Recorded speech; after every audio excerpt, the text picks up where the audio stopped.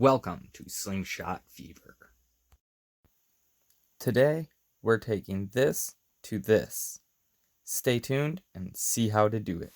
So the first step that we're going to want to do is remove the tubes.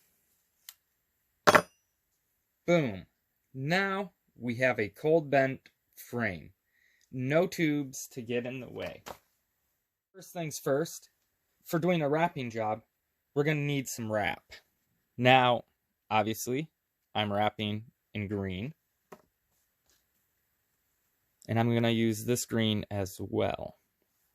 Now, these are both from GZK, both of these wraps. Same with the frame. This is the frog.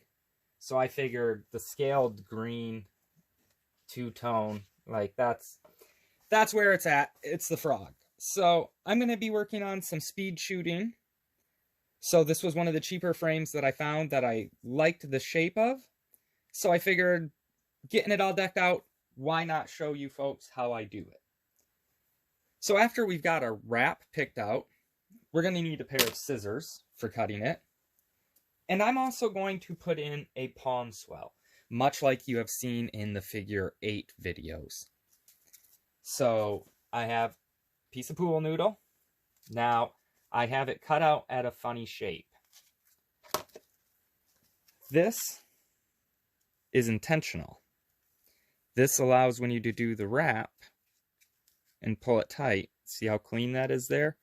And then this one will wrap down and almost in.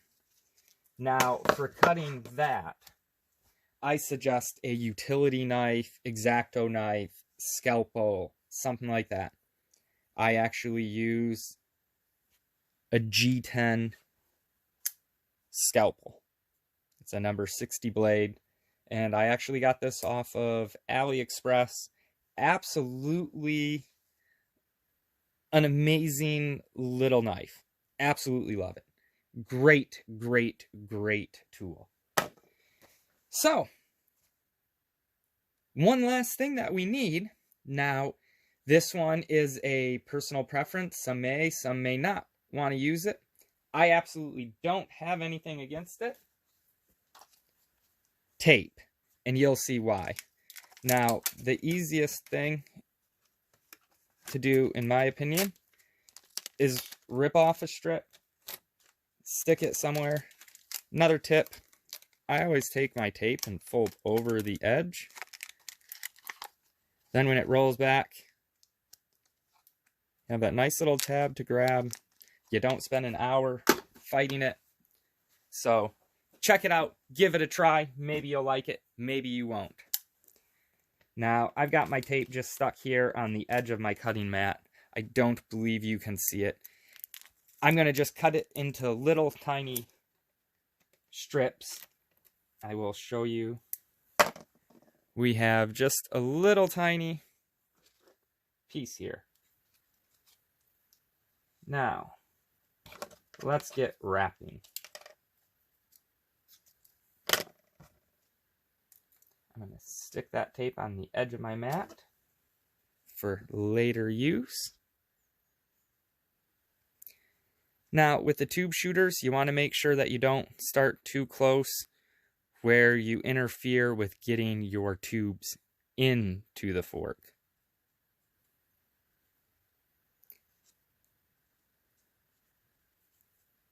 Now, you do have to just play around sometimes and find the placement you want.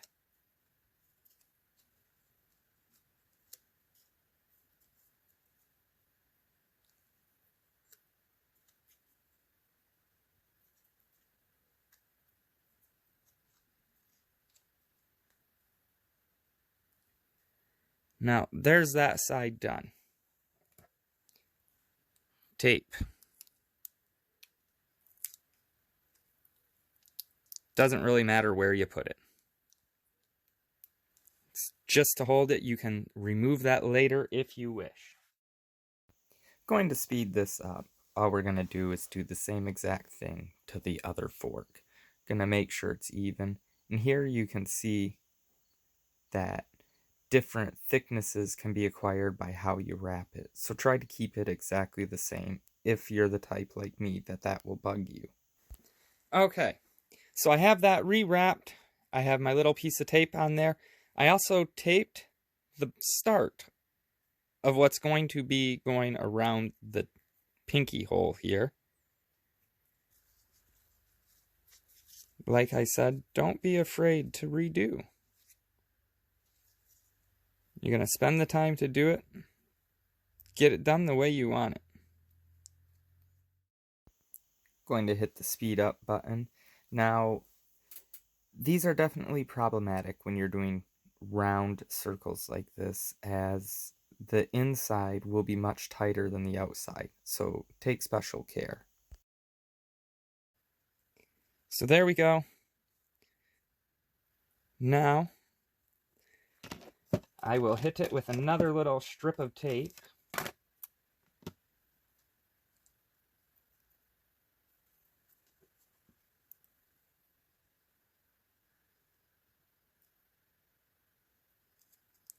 And it really doesn't matter what tape you use. You can use masking tape, packing tape, duct tape. It will all be concealed under the wrap. Oh yeah, that changes that feel already. I like it. Right, now, you never know how much you're going to need. So I typically go with about 5 feet. I go with an arm span.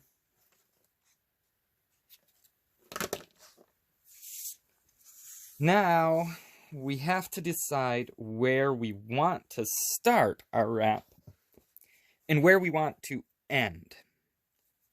Because as we end it, we aren't going to be using tape. That means it's going to be tucked in someplace. We don't want an eyesore. Now, I believe I'm going to start with it going over the top and through the hole, over the top of my pool noodle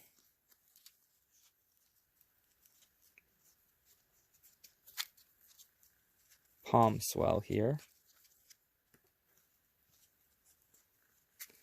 Now, get it as evenly centered as you can.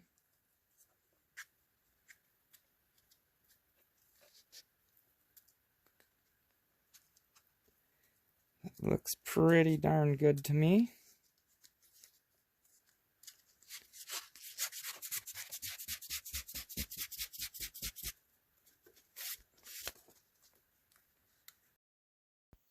At this point, we'll start wrapping around the handle. The first layer will not be visible, so it's not quite as important. But it's a good time and chance to check it and make sure things are where you like them and lining up properly. Be sure to check it. See, I do not like that right there. That will drive me nuts.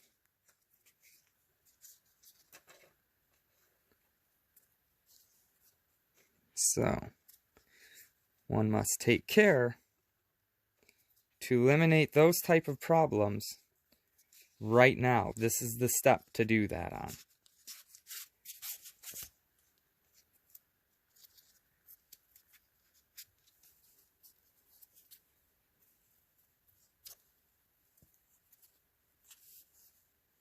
Now, we are going to need one more tool that I did not discuss. And this one is a matter of literally almost anything will work. I do have my preferences. I prefer a small flat tip screwdriver. Now, what we're going to do is we're going to cut this and we're going to force it up under these previous wraps.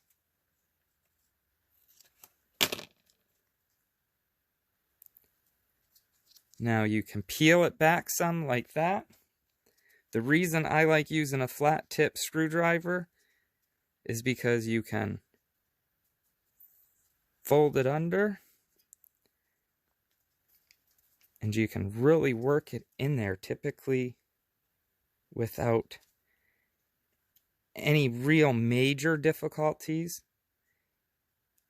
And then depending on how much time you want to spend, you can get it all perfectly flattened out and looking just super, super pretty.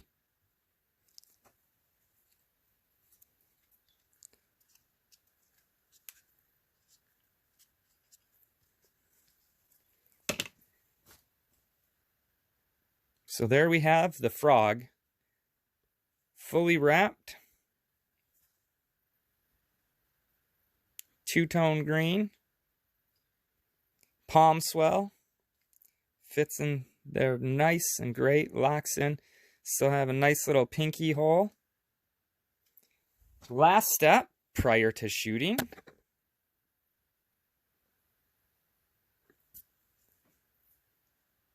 Take the bands and put those back on.